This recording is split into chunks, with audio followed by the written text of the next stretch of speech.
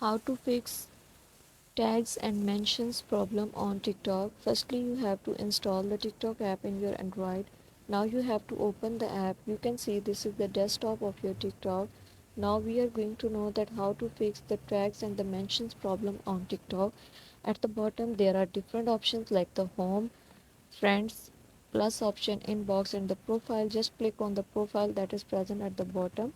After that, click on the three lines which appear at the right top corner. Click on the settings and the privacy here.